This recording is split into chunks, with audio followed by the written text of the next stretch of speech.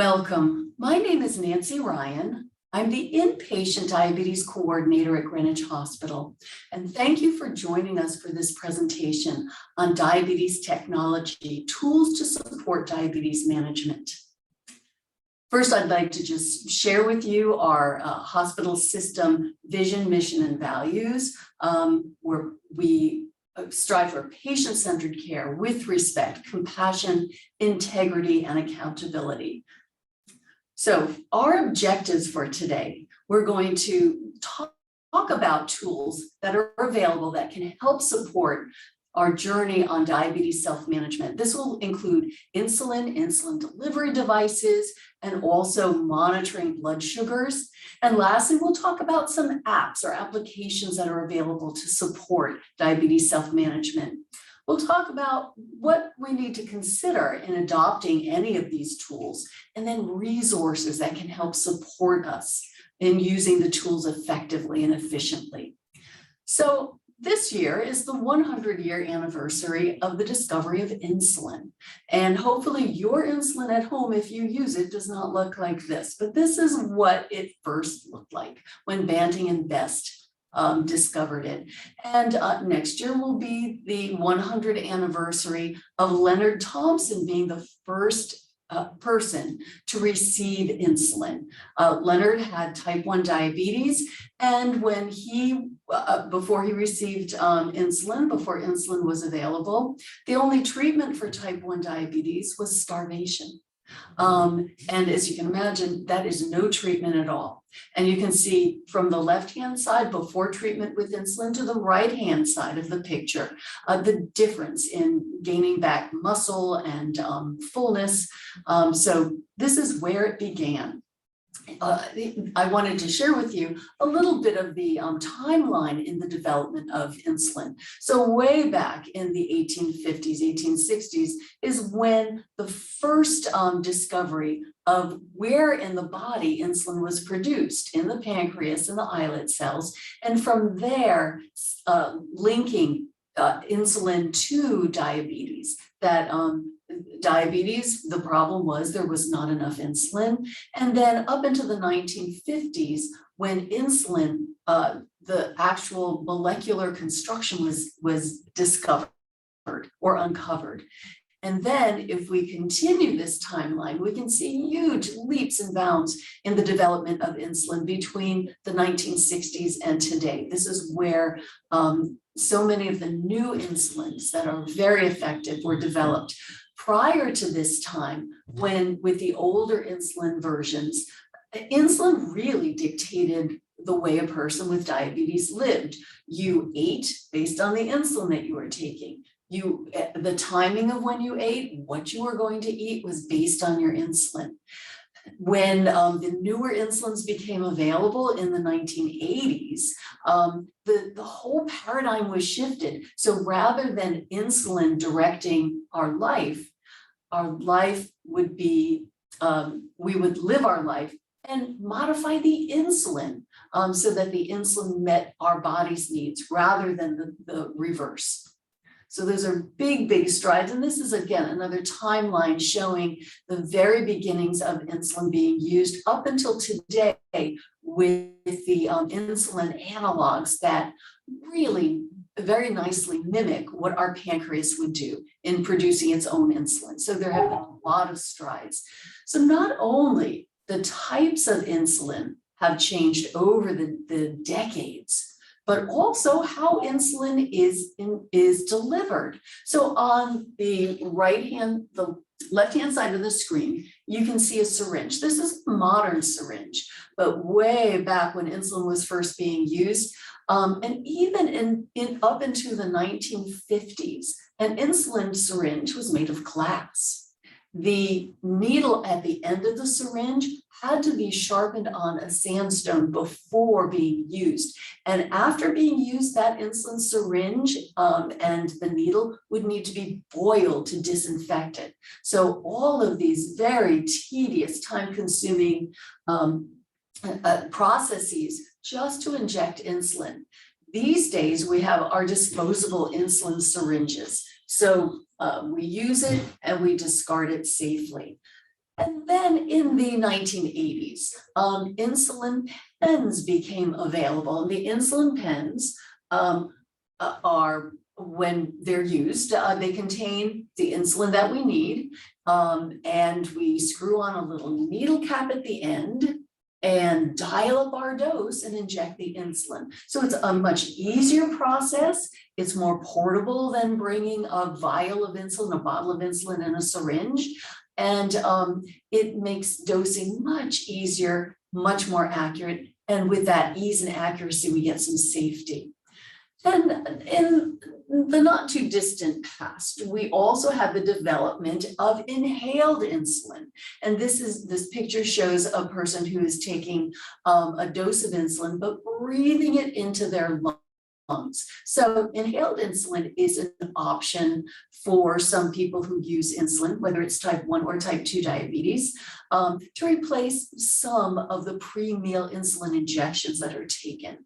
And then I'm going to take us to the far right side of the screen that shows a phone and an insulin pen. This is a smart pen, and the insulin pen coordinates with the application or the app on the phone, and it can track when insulin is taken, how much insulin is taken, and also it can help the user figure out, well, how much insulin should I take based on what my blood sugar is at the time, based on what I'm going to eat, based on my physical activity. So it really does the math for the person who is taking pre-meal insulin. So we've had a lot of developments in terms of injection, inhaled insulin, and then we can take it another step. Other ways to deliver insulin would be insulin patches. These insulin patches are more likely to be used by someone with type 2 diabetes. And the patches, up in the middle, you can see what the size of the patch compared to this person's hand. So these patches generally are filled by the user with a fast-acting insulin like Lispro or Aspart, which are Humalog, Novolog, with a rapid-acting insulin. They're filled with enough insulin to last for 24 hours. So you would put your insulin, enough for 24 hours, into that. You would tape it to your skin, and there's a little needle that you would push a button, the needle would go under the skin, and that patch would deliver insulin, a little bit of insulin every hour for 24 hours. If I needed insulin for the food that I'm going to be eating, there are little buttons on these patches, and you press the button, and each press would give you a certain amount of insulin. It might be 2 units per push or 1 unit per push, but this would take the place of using syringes or insulin pens. So some people like to use this because it tends to be convenient. You put it on in the morning, it's going to last for 24 hours.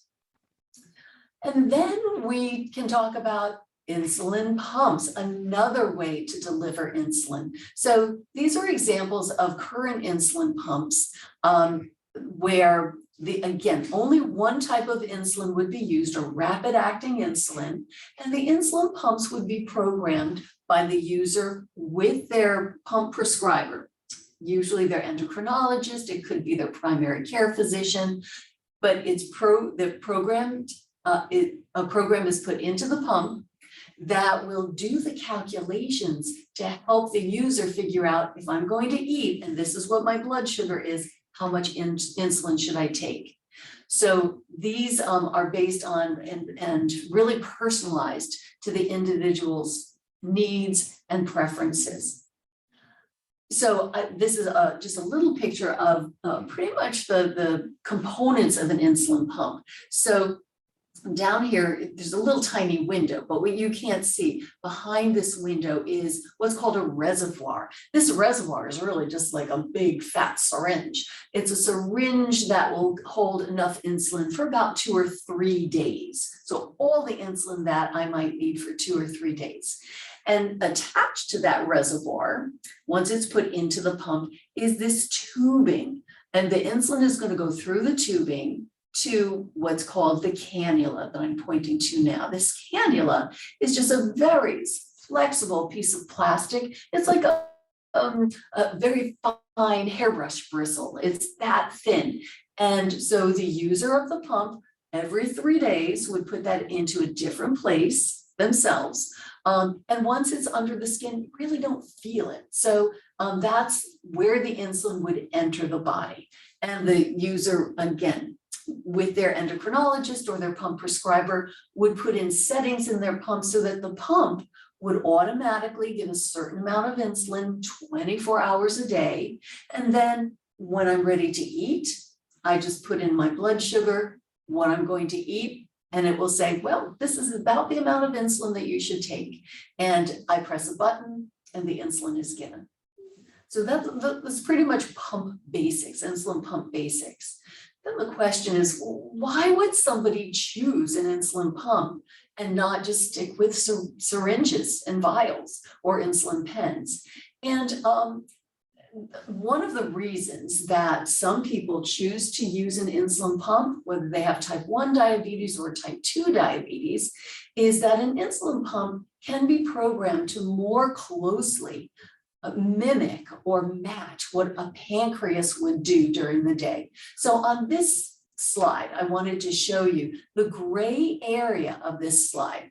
You'll see there's a flat-ish part for 24 hours, and then you'll see these little spikes at meal times. The gray area reflects what a pancreas would be doing in terms of giving out insulin, secreting insulin 24 hours a day. That's that flattish gray part. And then at mealtime, those spikes that you see. The pink part, the pink lines, would represent what an insulin pump would do. So it's not an exact match, but it is pretty close to what a pancreas would do, as close as the technology would allow at this point in time. So many people will choose a pump because it's more physiologic. It matches what our pancreas would do. The other thing that many people who use a pump will say is that their insulin is absorbed better. And there is evidence in the literature that has examined how well insulin is absorbed from an injection as opposed to an insulin pump. And from an injection, even when we use perfect technique, that absorption can vary up to 58%. So that means that even though I eat the same food every day, do the same physical activity, take the same amount of insulin, my blood sugar results are going to be different just because of the limitations of the technology, that absorption only being able to vary by about 58% from day to day, from injection to injection, as opposed to an insulin pump where the absorption varies about 2 to 3%. So people using pumps will find that their blood sugars can be more manageable in their target ranges, simply because the absorption is that much better. So more physiologic, better absorption, more smooth absorption of the insulin, so more predictable. That being said, choosing a pump, choosing an insulin delivery device, it's a very personal decision. And the bottom line is, if we can get to our target, whether it's a syringe, a pump, a patch, whatever will get us there, that's the important thing. But I like people to have a sense of what the options are, what's out there to choose from. So I wanted to just mention these two pumps that are on the screen right now. These are actually pumps that coordinate their action with continuous glucose monitors. So you can see on where I'm pointing now on the screen, that's a continuous glucose monitor for this pump system. And this Dexcom G6, that's a continuous glucose monitor for this tandem pump. The way these pumps can be programmed is the continuous glucose monitor interacts with the pump itself and tells the pump in real time, this is what the blood sugar is. And based on the programming in the pump that has been put in by the person using the pump, the user, in coordination with their endocrinologist, their pump provider, whoever that might be. So that information is in the pump, and the pump, based on the blood sugar results from the continuous glucose monitor, will actually alter the amount of insulin that the pump gives automatically to prevent blood sugars from going too high and to prevent blood sugars from going too low. So this is the next step in making insulin delivery as physiologic as possible. So a lot of changes in insulin and insulin delivery over the past 150 years. So let's talk about monitoring blood sugar, because this is a critical piece of self-management. And I know over the years, many of my patients have told me this is part that they really don't like to do. I must say, I've never had a volunteer who wants to prick their finger because it hurts. So when I talk to people who are already monitoring their blood sugar or who are learning how to monitor their blood sugar, one of the important things I think to share is why people are asked to do this.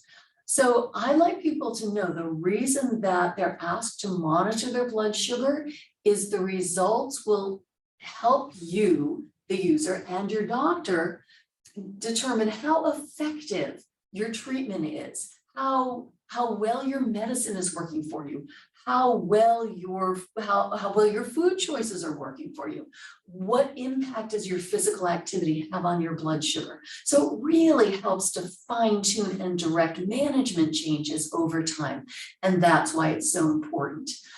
Things that I like people that I work with to keep in mind is we don't want to just test willy-nilly. We want to test with purpose. We want to do the number of tests during the day that makes sense for us, and that will answer the questions that we have.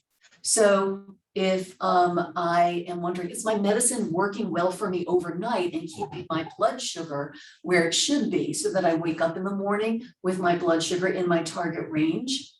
I'm going to test a fasting blood sugar, because that's going to help me get a sense, and my doctor get a sense of whether that medication type or dose is working for me. If I want to make sure that my medicine is working as it should during the day, I'll check before meals, because before meals, my blood sugar should be back in my target. And that can give me a sense of whether the medications that I use for my meals are working to keep my blood sugar in my target before meals. If I'm concerned about food choices, a meal that I like to have, but I'm not quite sure it's working for me, then checking blood sugar 2 hours after we eat, which is when our blood sugar will be at its highest, that's going to give us a good piece of information to look at. If my blood sugar goes too high 2 hours after I eat that meal, it means I need to think about changing something in that meal, whether it's the type of food or the amount of food, but it gives me clues to solve the puzzle. So we're really looking at trends of blood sugar when we manage our blood sugar. So targets. I like to ask my patients, have you and your doctor talked about what your blood sugar target should be? And many times that conversation has happened and people remember that target. Many times the conversation happened some time ago. People are not quite sure what their target is. So I wanted to share with you the targets that the American Diabetes Association recommends, the American Association for Clinical Endocrinologists, but always with the caveat, go back to your doctor with this information and just confirm that these targets are where your blood sugar should be. It's important always to work with our doctor to make sure we know what our specific targets are. So the American Diabetes Association, their recommendation is fasting first thing in the morning or before meals. The blood sugar of most adults should be 80 to 130. So I wake up in the morning, check my blood sugar. I would really like it to be between 80 and 130. Before lunch, before dinner, same thing. If I test 2 hours after I eat, And so just to keep that marker of what is 2 hours consistent, it's really 2 hours after that first bite of the meal. So first bite, 2 hours later, if I check, the Diabetes Association recommends that number should be less than 180. If we look lower on the screen and we see the American Association of Clinical Endocrinologists, their recommendations a little bit different, but in the same ballpark. For fasting before meals, they suggest a blood sugar of less than 110. 2 hours after eating, they recommend a blood sugar of less than 140. So their target's a little bit tighter. But again, we want to go back to our doctor to ask that question, what should my targets be for these times of the day? So let's take, a journey down memory lane and talk about monitoring. And back in 1908, that is when the first urine test for glucose was developed. Now on the screen, you can see something that does not look like it's from 1908, because it's not. But the first testing of blood sugar was really via urine. And these tests are available today. And in fact, when I first started working quite a few years ago, it was before home glucose meters were available. So people would take these urine sticks, these sticks or these little strips that have a chemical at the tip, the blue tip is a chemical, and they would dip it in their urine. And after a certain amount of time, they would compare the color to the color on the chart on the side of the bottle. And that would tell them approximately how much sugar was in their urine at that time.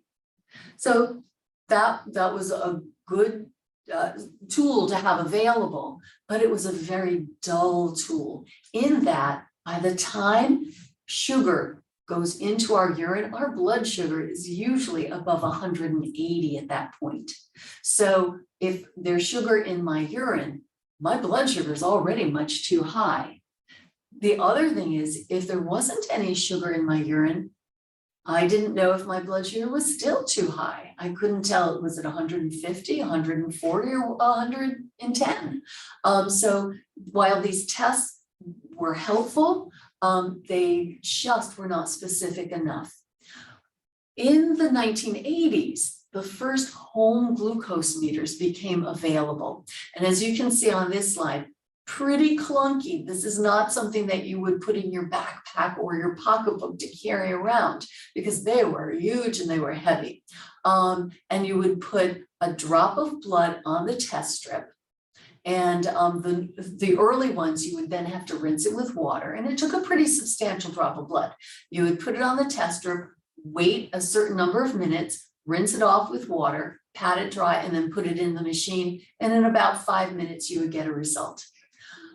So more accurate than a urine test, but still very, very challenging in terms of convenience, the time that it took, the steps that it took.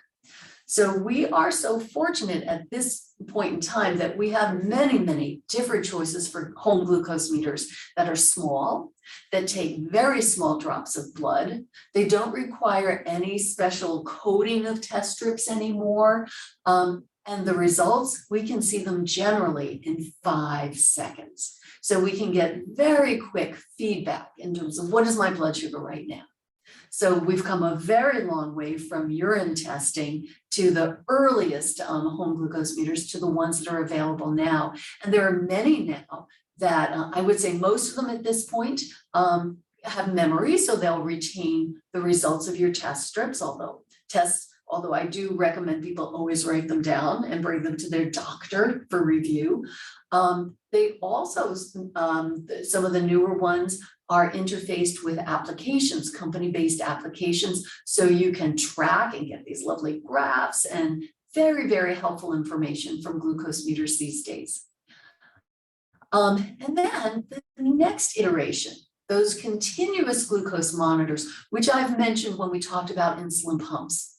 But just because I don't use an insulin pump doesn't mean I couldn't use a continuous glucose monitor. And I think this has become an inflection point in the management of diabetes, type 1 and type 2 diabetes, because these continuous glucose monitors have become much more available, are starting to be covered very well by insurances, and can really support self-management. So 2005, the first continuous glucose monitoring device became available.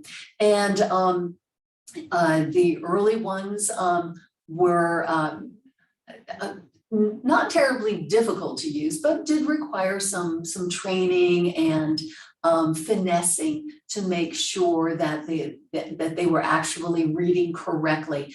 And they did not do away with having to do a finger stick glucose. So while we could track our blood sugar over time in between tests, we still had to test blood sugar using a traditional glucose meter.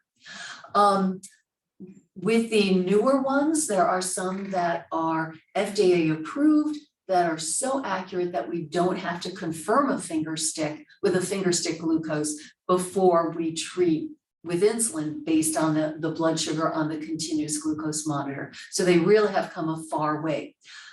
Some of the differences between a finger stick glucose with a traditional glucose monitor and a continuous glucose monitor is they're actually measuring different fluids. They're measuring blood. They're measuring glucose in different fluids. When we prick our finger, we're measuring what's called capillary blood sugar, the sugar that's in the blood itself.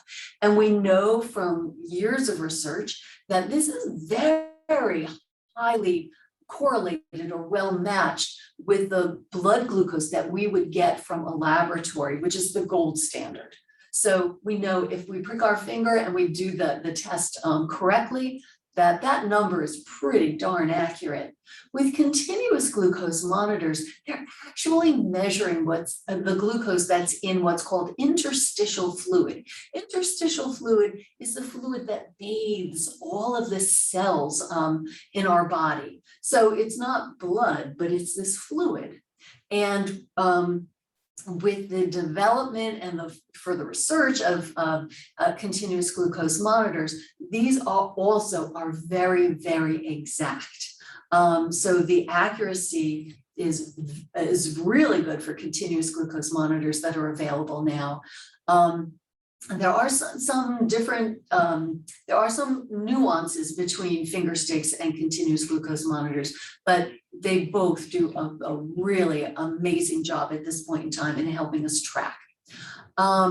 So kind of just a little snapshot of how this would work. So a continuous glucose monitor, you can see that there's a little sensor that's implanted under the skin, and the user, the person with diabetes, would put that in. So there's a little sensor, and that sensor will measure the glucose in that interstitial fluid, and it will send it to this transmitter. The transmitter converts that information into numbers, and it will send it to a receiver, which will have what that blood sugar is at that moment in time. So three different pieces of a continuous glucose monitoring system. There is the sensor, and you can see this is a picture of a sensor. So that's the piece that would be under the skin. And this on top of that fingertip, that's the piece that would be above the skin. And then we have the transmitter. That's this white piece. It looks a little bit different for the different brands, but it's that white piece. And that translates the information from the sensor. And then that is going to send it to a receiver. And that receiver could be something that's available from the company itself. It could be your phone that has the application for that system of continuous glucose monitor. Some people put it on their smartphone. For some people, it goes right to their insulin pump. But the three pieces of this, the sensor, the transmitter, and the receiver, they all work together. So why would anybody want to use a continuous glucose monitor? I've had a number of people who say, no, I don't want anything hanging off of me. I just don't want it. And again, very personal choice. But one of the things that I like to be mindful of is that continuous glucose monitor is measuring blood sugar or measuring sugar every 5 minutes.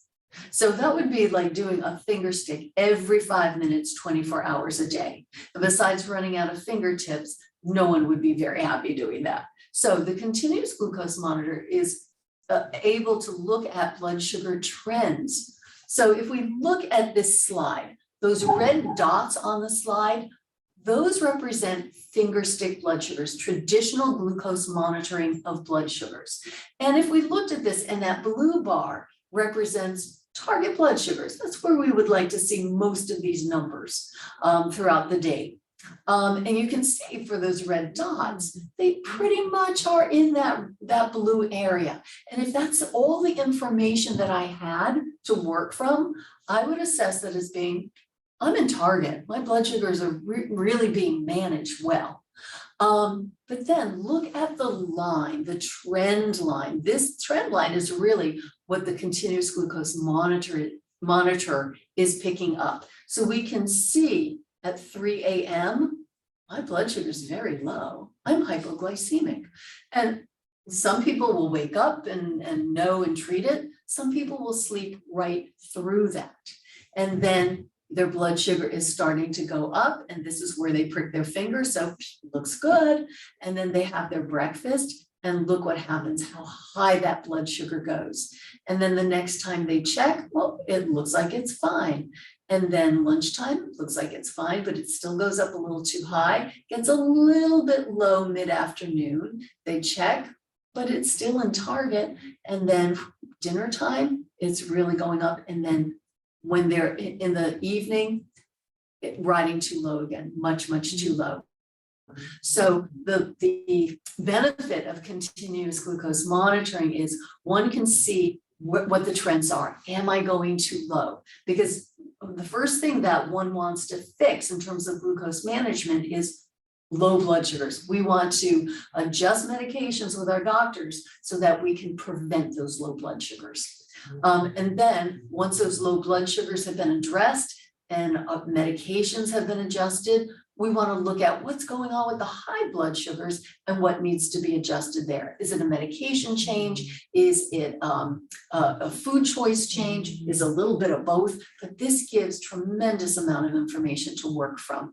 So I just wanted, the next few slides, I just wanted to show you what these would look like. So the Dexcom G continuous glucose monitor, FDA approved to put on the abdomen. So that's what it looks like. That's the size of it. This is a Medtronic continuous glucose monitor.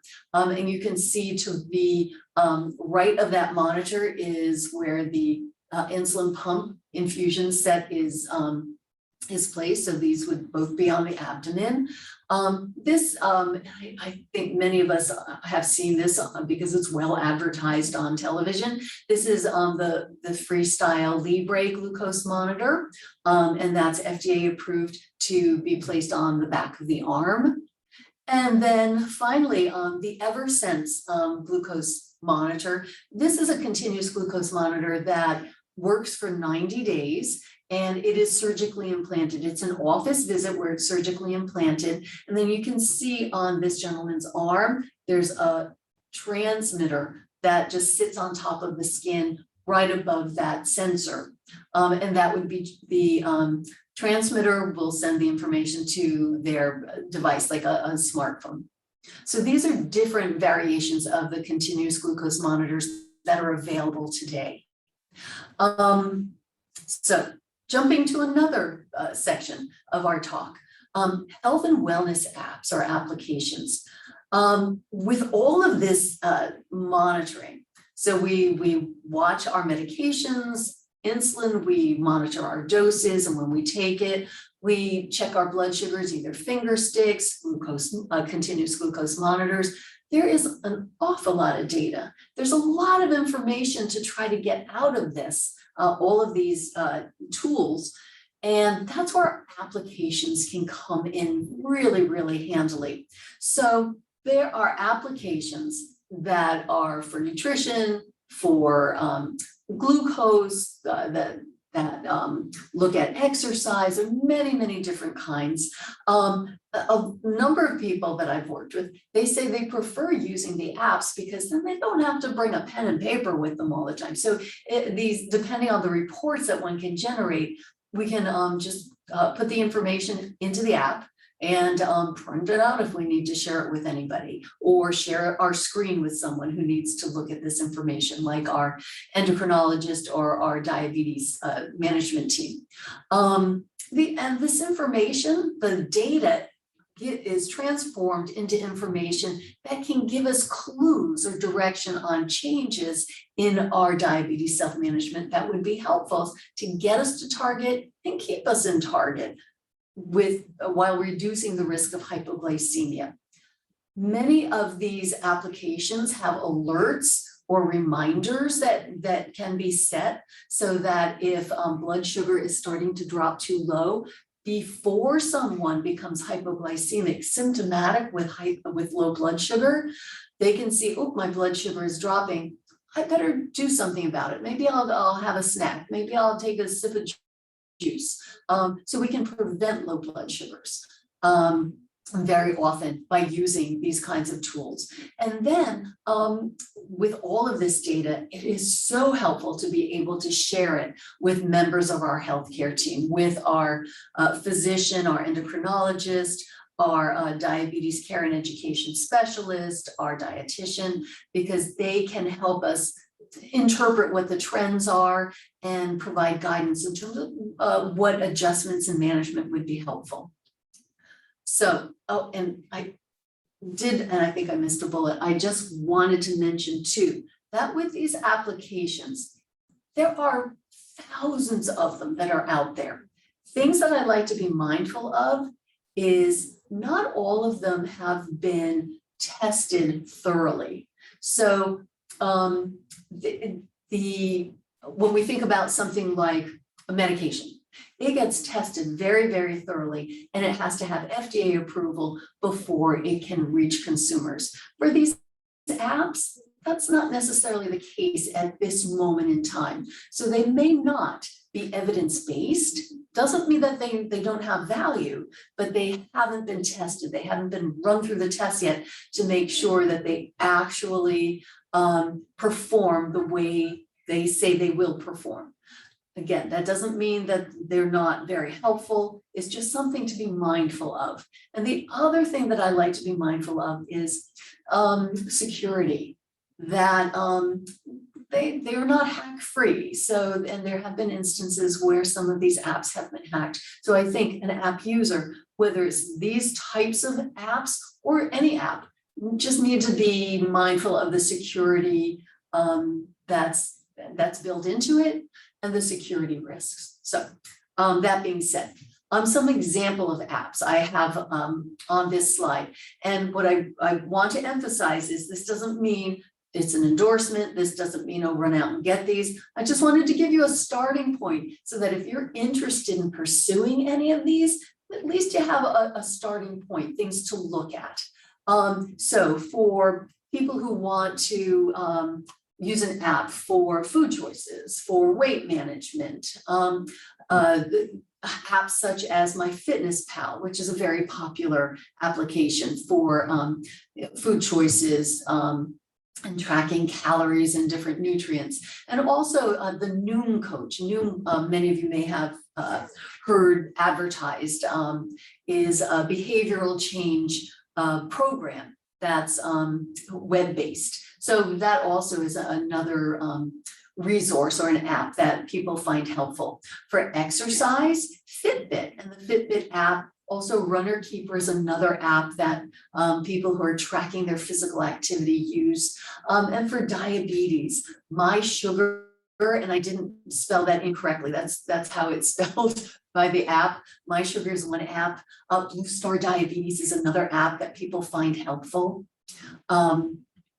For glucose monitoring, I had mentioned earlier that many of the newer glucose monitors have apps available so that you can download the app on your tablet, your PC, your phone, and have your glucose meter send results to that app to track the results and to provide different kinds of tables and graphs to help interpret what those results are.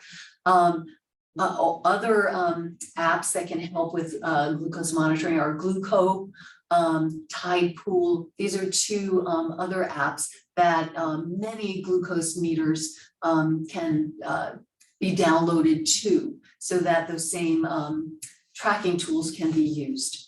Insulin pumps and continuous glucose monitors, the manufacturers generally have apps specifically for their devices, and these tend to be very robust applications where a lot of information is available, and the information can also be shared with your provider, your endocrinologist, your diabetes care team. And many of them these days, you can also share the information with a family member. So if a spouse has diabetes and they're using these apps and they want their husband or wife or significant other to be able to see what's going on with blood sugar, they can share that app. They can share that information in real time. That tends to be very, very helpful and welcome in the pediatric population, where parents can in real time see what their children's or their child's blood sugar is, and help with interventions if it looks like blood sugars are going way out of target. Okay, and again, these are examples of some of the very many apps that are out there, and not an endorsement, but I just wanted to give you a starting point.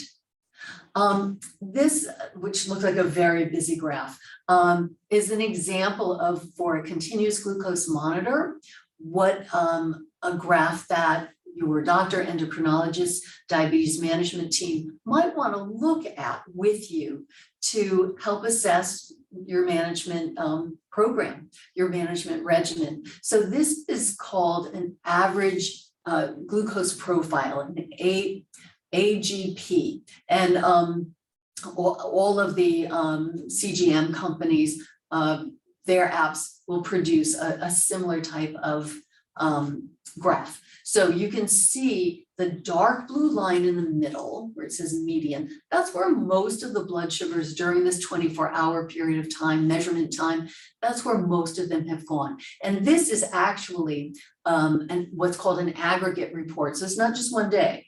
It's 2 weeks, could be 3 weeks, could be 4 weeks, but a larger period of time to see what's the usual trend of blood sugar. So the darker, so there's the dark line, then there's the darker blue, and then the lighter blue. So the other thing I wanted to point out is the target. You can see these lines indicate what the blood glucose target is for this individual. So looking at this, we can see right away that this is an individual who is having low blood sugars in the wee hours of the morning, 2-ish, 3-ish in the morning, their blood sugar is going too low. And then it's at breakfast, it's going much too high. And then it's coming down during the afternoon. And some low blood sugar around between 4 or 5, just before eating dinner. And then you can see again overnight, later in the evening and overnight. So this would give you and your provider, your endocrinologist, your management team, some clues as to what might need to be changed. So low blood sugars in the wee hours of the morning, we would look at, well, how much insulin are you taking, or how much insulin is your pump giving you, or what is the dose of your basal insulin, the one shot a day insulin. For mealtime, this big spike after breakfast would look at, again, what medication are you taking before that meal? Is it a rapid acting insulin that might need to be adjusted? And it looks like for this example it would need to be. Is it what you're eating? Does that need to be tempered a little bit? So this type of information gives many more clues than we would get if we were just pricking our finger, because a lot of these lows and highs we might actually miss because we wouldn't ordinarily test blood sugar at that time. So some final thoughts. There are so many tools, so many technologies now available to help support diabetes self-management that I think it's so important for someone who is working so hard to do the job of a pancreas that they know these tools exist. And so they can have conversations with their doctors, with their management team about what tools are out there, what might be a good tool for them to use, and then maybe have an opportunity to trial some of these things. When I talk to someone who's interested in using something such as a smart pen or an insulin pen for the first time, or a continuous glucose monitor, one of the things that can be really helpful is to go on YouTube and look at the manufacturer's video. I wouldn't necessarily look at the video of someone who is using and demonstrating how they use it. That's really interesting. But I think going to the manufacturer's video in YouTube can really give you a good sense of what this new technology would entail, how this tool might be used, and sometimes be a deal breaker in terms of, yeah, I think that's something I might like to pursue, or no, this might not be for me. But I think that's a really good resource. And then always work with your team.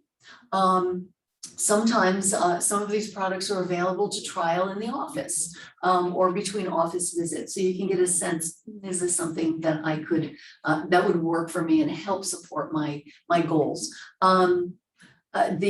Your team can also get you connected with the clinical rep for the companies, so that clinical rep can actually sit down with you and let you hold these things. There's nothing like getting your hands around some of these tools to see, well, what's it really going to be like? What might I experience when they have these? So that can be really helpful as well.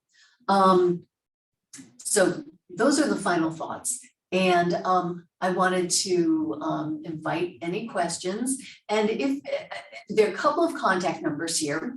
Again, my name is Nancy Ryan. I'm the inpatient diabetes coordinator at Greenwich Hospital. And my phone number and my email is there. So please feel free to contact me. And if I can answer a question, I'm happy to.